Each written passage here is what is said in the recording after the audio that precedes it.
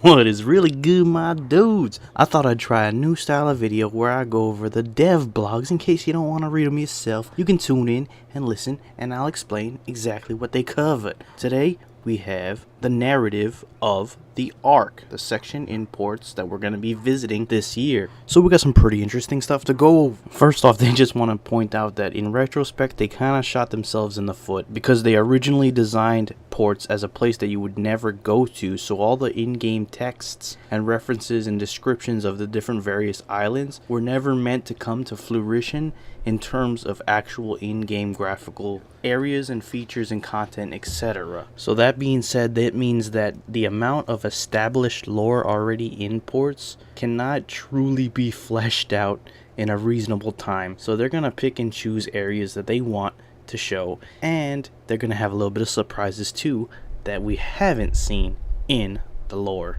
of ports. So both people who've been doing ports all the way up until this point and people who have never experienced the content can appreciate the new areas we're going to be visiting.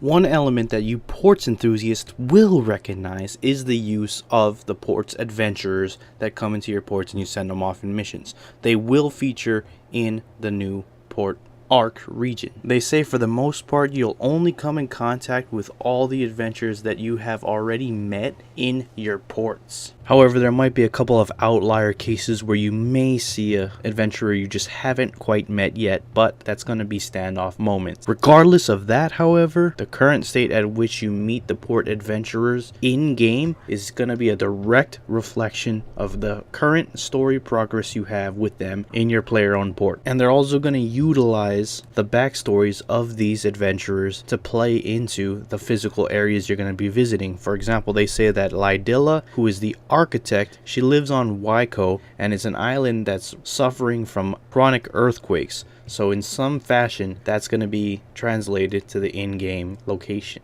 So that's awesome. It's going to be really cool to see these guys get fleshed out. So with the introduction of the new Ark region into the game, they are going to be taking the opportunity to give Port Sarim a whole new fresh lick of paint. Not only that, very similar to the invasion of Falador, with the Black Knights attacking Falador to take it over. But bear in mind, this is going to be on a much smaller scale. Either way, they say before you can set sail for the Ark, you have to deal with what they're calling the raid on Port Sarim. And they say nothing more than that, but it's already sounding pretty interesting. I'm really liking this style where when they update a graphical area, they have this whole thing behind it to get people to come to the area and not just have some like pretty new graphics that you can come enjoy it for a few minutes and never have to come back. I really like this style that they're bringing into the game. And next up, anybody who participated in the Mega May event and helped out Meg with her cases might be familiar with this character. Little bit of spoiler alert, but the character Jed is returning, and he is going to be your initial main antagonist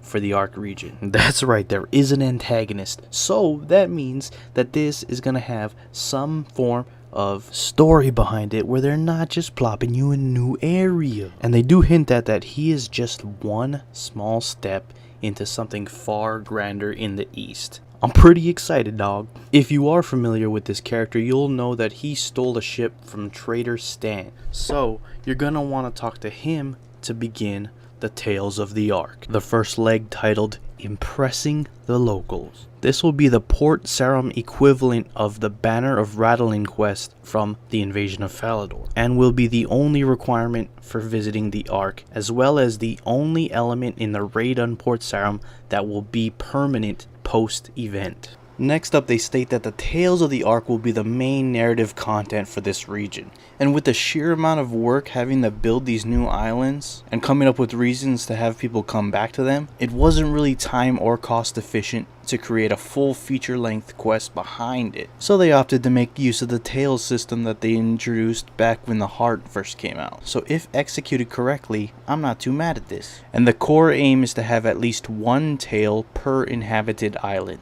So with the release on July, we're going to be seeing the islands of Waiko, Whales Maw, and Aminishi for a total of 3 islands on release, including the 3 tales associated with each. And 4 more locations, forgive me on these pronunciations, Tuai, Leit, Goshima, Cyclosis, and the island that once were turtles will be arriving in October. Mark your calendars. And the October release will come out with 3 more tales, with the potential of a final 4th tying in with the Halloween update. And they are saying that when they fully release these islands and more islands are built in this region, they're not saying that they won't be full-length quests in these regions. They're not opting that out. So it is still a possibility if you are a quest lover. So that's pretty cool. And next up, from a player submitted suggestion from Monkey Mainer and his idea of a sky temple, they've gone with something slightly different to fit a little bit more with the atmosphere of the Ark region, and have come up with something called the Temple of Seiryu, which will be on the island of Aminishi. Seiryu is an azure dragon that's depicted in the highest tier ports portal if you've built one in your port. For a number of reasons, they've opted to go for a water theme instead of air, as suggested by Monkey Mainer, but the core of his concepts have remained intact. It was a previously unnamed faction in the Eastern Lands, but now Jagex has full range to go wild with this lore, so it's pretty cool.